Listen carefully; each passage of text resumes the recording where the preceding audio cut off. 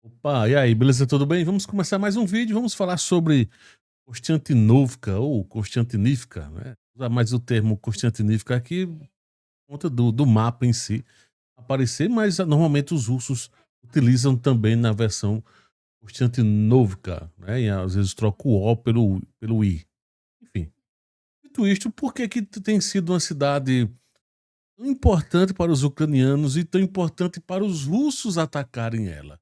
É isso que nós vamos ver agora. O que acontece? Vamos lá tentar entender aqui o contexto no mapa para você, né, ficar mais fácil. Para começar, nós precisamos falar sobre uma cidade extremamente estratégica, tá? Que foi Bakhmut, que hoje é ocupada, tá? É uma região ocupada, tá? E que tempos atrás os russos fizeram, tiveram um grande desafio, conseguiram avançar, né, conquistar Bakhmut de fato, tá? E depois que Bakhmut foi conquistada, uma série de regiões aqui, pessoal, observar bem aqui no mapa, a partir de Bakhmut, houve avanço em todos os sentidos aqui no mapa, né, para várias áreas distintas, tá? Várias áreas distintas. Isso, até certo ponto, foi importante porque era tudo cerco, era tudo soldado que estava fazendo parte do cerco, né? Só que qual o problema que terminou surgindo um problema bom, podemos dizer assim, para os russos. É que aumentou a área de contato deles, né, eles tiveram que ampliar cada vez mais e tiveram que definir alguns alvos primários. E esses alvos primários iam depender foram dependendo muito do tamanho da cidade, tem uma série de fatores. Então depois de Bakhmut, evidentemente, Kashif Yar passou a ser um dos grandes alvos e um dos lugares mais difíceis, né, dos russos conquistarem, tá, é uma luta ainda para conquistar 100% mesmo, tá? De toda a região, ser uma forma segura. E o que que acontece? Porque depois de lá, depois desse setor de chacefiar, na realidade, quem hoje coordena todo o sistema de coordenação do que acontece em chacefiar, por exemplo, em todo esse setor aqui, ó, em tudo que acontece neste setor, tá? Tem uma forte ligação com o que ocorre a partir de Constantinífica. Até um tempo atrás também ajudava no fronte Pokrovski, tá? Pablo, aqui ó, Pokrovski que tá pra cá. Você pode até dizer, mas Pablo, mas tá ajudando ainda? Até onde se sabe, praticamente não. Tem o pessoal dão arrodeios maiores, enfim. Mas aquela ajuda mais direta que eles até então davam, né, de Constantinívka pra cá, pra esse setor, isso não acontece mais exatamente por quê? Eh, os russos conseguiram, a partir de Vozdvizhenka, avançar nesse setor, se mantiveram aqui atacando constantemente toda e qualquer frota, todo e qualquer movimento na região. Então isso impediu, evidentemente, essa movimentação. Perceba que Constantinivka ele é uma cidade de entroncamento similar, por exemplo, com Pokrovsk, né? Tem um cruzamento em todos os sentidos, tem estradas principais também, e termina ajudando exatamente nesse fluxo. Então perceba, já terá mais o zoom ainda, ó, mais o zoom ainda. Deixa eu circular aqui, ó. Então, cá estamos com Constantinivka, Bakhmut que tá aqui, que caiu, né? Perceba, ó, Pokrovsk, onde está Pokrovsk, Kramatorsk, Slovianka, são cidades importantes, né? E perceba então Toretsk que tá aqui, ó, Toretsk, esquecendo de Toretsk, não pode esquecer de Toretsk. Então, e a própria chassi FA, deixa eu deixar circular daqui também, para ficar mais fácil de fiar. Então, perceba o volume de cidades importantes e entroncamentos, mas de que, nesse caso, Constantinífica terminava ajudando nesse suporte. Terminava, não, ajuda ainda, né? Principalmente para o setor de chassi FA, o setor Toretsk, tá? Esse setor. Para você ter uma ideia, a quantidade de soldados, tanto que os russos estão estavam tendo uma dificuldade gigante aqui, ó, nessa região. Teve um papo dias atrás em que não estava muito certo, tá? Dava a entender que aqui no centro, mesmo no centro aqui, tem o quê? 3, 4 dias atrás, tinha presença ucraniana aqui. Os ucranianos estavam afirmando, e pelas imagens mostrava que sim. E não estava muito claro se eles vieram por aqui. Peraí, devagar. Eles estavam vindo por aqui ou se vindo na parte norte. Não ficou claro de onde foi que eles vieram. Provavelmente vieram daqui, né? Ó, desse lado.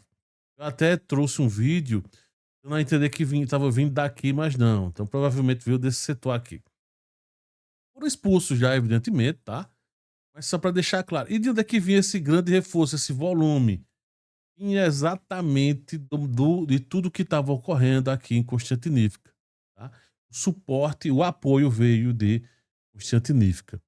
Não é à toa que Constantinífica vem sofrendo muitos bombardeios. Todas as noites agora tem bombardeios, tá? Tem ocorrido bombardeios aqui, ó, nesse setor, muito dessa região mais afastada. E também tem até um problema, tá? Qual é o problema que termina surgindo? Como boa parte da população vai evacuando a área, é muito comum escutarmos notícias como, por exemplo, aqui, ó. Notícia como essa que saiu hoje no Strana Today. O informe é Constantinífica ou Constantinófica, né? Com O. Um prédio de 4 andares foi destruído por um míssil, relatam fontes públicas locais. Eu vou desmiuçar para você entender algo. Ontem, 5 pessoas morreram na cidade em consequência de bombardeios. Vamos lá. Normalmente, o próprio Standard Today, quando vai noticiar que foram civis, tá? Quando são de fato civis, perceba que ele diz que foi um prédio de 4 andares. O que é comum acontecer aqui, ó, o prédio 4 andares, a pessoa, né? O que é que normalmente, na realidade, não são bem 4 andares, são 4 pisos, né? Sempre que eles consideram o térreo como um andar, né? Mas só tem 3 andares aqui, pelo menos na imagem. Mas enfim, devem considerar como parte de baixo como se fosse um primeiro, não sei. Não sei como é que funciona a lógica lá deles. Mas o fato é que perceba um fato interessante que é o seguinte observação. É comum, tá? Em prédios assim, não ter evidentemente mais civil presente, não ter mais nenhum civil. Porém, os soldados vão para esses locais, muitas vezes são usados como centros logísticos, tá? Como é um prédio, às vezes, dependendo da altitude, é interessante, às vezes, o soldado, né? O pessoal que utiliza drone, ou o pessoal que utiliza o próprio binóculo mesmo para poder fazer observações do terreno. Então é um local interessante para se ficar militarmente. Não é um local ruim. Militarmente é um local interessante. Qual é a grande questão? Perceba que na informação, no informe, é um prédio de 4 andares, mas ele não deixa claro que é civil, porque eles sabem que não, apesar de ter sido no passado civil, provavelmente quem estava presente eram soldados. Tá? E 5 pessoas morreram. Eles não dizem que foram 5 civis, 5. Tá? Foram soldados que morreram, né, no ocorrido e que muitas vezes ficam nesses prédios melhorzinhos. Eu não sei se é esse caso, se esse prédio era um prédio um pouco melhor. Muitas vezes ficam mercenários, ficam em prédios assim.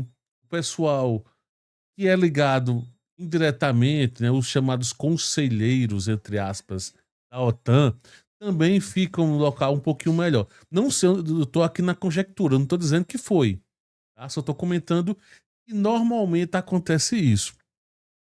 Dito isto, esse é só um exemplo dos muitos ataques, tá? Que os russos têm utilizado, utilizando provavelmente, tentando utilizar, provavelmente usando KAB, né? Melhor dizendo, a FAB, né? A FAB 500. Tem sido uma das bombas que vamos usar a lógica. Por que é que o pessoal diz, a FAB é uma bomba muito antiga, não sei o quê, os russos só estão usando sucata? Vamos imaginar o seguinte: os russos passaram algumas décadas produzindo esse tipo de bomba, tá lá armazenado, tem que ser utilizado. Quanto mais tempo você passa com aquilo armazenado, chega um momento que vai ser um gasto enorme para você desarmar aquele tipo de bomba. E vai chegando uma fase que essas bombas têm que ser desarmadas, porque tem que tirar gatilho e tudo, porque vai ficando perigoso causar acidentes. Então, muitas vezes é mais barato desmontar e transformar isso em outro matéria-prima para outra coisa. Então, por que não usar logo elas enquanto elas fiquem, senão depois elas vão ficar perigosas. Então, é uma questão de lógica utilizar esse tipo de bomba. E aí, acoplado a isso, os russos utilizaram um kit planador, que é para poder exatamente não só um motor para poder ajudar a direcionar melhor, mas planar um pouco, eh, ajudando, né, quando esse motor vai começar a girar e direcionar com as suas asas a posição correta, ou seja, aumentar um pouco a precisão desse alvo. Evidentemente, não é igual a outros tipos de mísseis que tem uma precisão, né, de 1 metro, 50 centímetros, não é isso. Mas a precisão para atingir um prédio daquele, como eu mostrei na imagem, torna-se viável e é destrutivo o suficiente para isso, tá? E caso aconteça de os ucranianos destruírem, não vai pesar tanto financeiramente. Então tem suas vantagens, digamos assim. Mas o fato então é que Constantinífica, sendo alvo, tem a questão logística de dar suporte. Quais são os possíveis caminhos russos? Já cortou uma ligação. É continuar cortando essas ligações, tá? Continuar fazendo o trabalho de cortar a ligação. Vão com certeza bombardear, assim como estão fazendo lá em cima, em Kursk, né, no trecho Sumi até Sudza, estão bombardeando a estrada, conseguiram, né, alguns alvos, não estão bombardeando com bomba mesmo, né, bombardeando só modo de falar. Estão utilizando muitos drones e também algum tipo de foguete de menor letalidade, talvez foguete, talvez até os 152 milímetros, tá? Como, como alvo para poder atacar, como alvo não, como artilharia pra atacar aqueles setores. E os russos, com certeza, os informes que chegam não é que só tá atacando esse formato, mas nisso, que eu tô dizendo aqui, mas nesse outro sentido aqui. Eu vou até aproveitar ver se tem algum alerta neste momento aqui para a área. Especificamente para Constantinífica, não tem ainda, né? Isso aqui é um mapa de alarme. Cuidado com essas ferramentas ucranianas, tá? Tanto ucraniana como russa também. Tem que ter um pouquinho de cuidado. Tem informe que hoje, né, teve. Eu consigo, ver se eu consigo traduzir aqui. Informe aqui. Relatório de canais de monitoramento, ameaça de drones na região, lá em Sumy. Aqui também, em essa parte mais ao norte, aqui, ó. Essa parte mais ao norte. Kharkiv, setor Kharkiv. E tem lá na divisa uma série de ataques também, enfim. Eles vão mostrando em tempo, quase em tempo real, tudo que está acontecendo na Ucrânia, né, que estão os alarmes de ataque e tudo mais, né? Vão mostrando. Mas é aquilo que eu digo, cuidado com esses mapas. Ukraine Alarme, tá? Mas é interessante, esse quanto eu gosto de estar olhando e acompanhando o que está acontecendo. Dito isto, então, basicamente essa é a situação, tá? Que eu queria trazer de Constantinífica. Entroncamento, os russos basicamente agora vão continuar bombardeando, sim. Vão tentar seguir essas cabeças de ponta assim que se reorganizarem.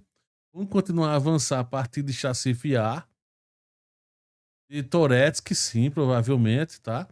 Para continuar esse trabalho de avanço e de cerco a essa cidade importante.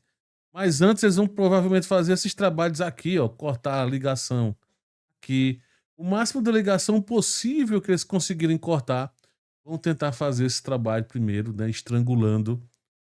Isso dificulta outros frontes, outros setores, como por exemplo, até aqui mesmo, ó, esse bolsão aqui, esse setor, futuro caldeirão vai ser formado aqui, ó, isso aqui. Com certeza os russos vão fazer esse movimento aqui, visando a estrada, visando desabastecer todo este setor, que está sendo abastecido por Constantinívica. E aí vem um detalhe só para a gente encerrar, basicamente a ideia é, só em você fazer o cerco, não necessariamente dominar já atrapalha. Isso aconteceu com Pokrovski.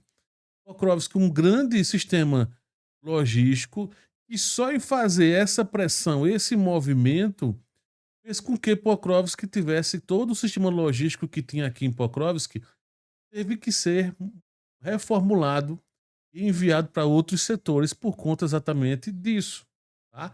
Então é isso que vai acontecer em breve com Constantinífica.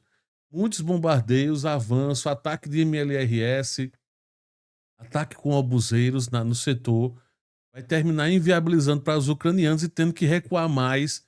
Isso termina ajudando no controle de outras áreas, assim como aquele bolsão que eu mostrei, né? E tanto como esse setor, como até esse outro setor aqui termina sendo estrangulado, beleza? É isso. Se você tiver sugestão de trazer aqui, traga. Olha, tal cidade, Pablo, analisa aí. Eu vou estar analisando o máximo possível. Esse aqui eu até meu divaguei para algumas outras coisas, mas é porque eu queria mostrar uma outra ideia sobre Constantinífica aqui do que eu tenho costumeiramente tenho falado aqui. Mas se tiver alguma sugestão de cidade ou de setor para que eu analise, traga aqui que eu estarei analisando. Beleza? Agora sim, valeu, grande abraço.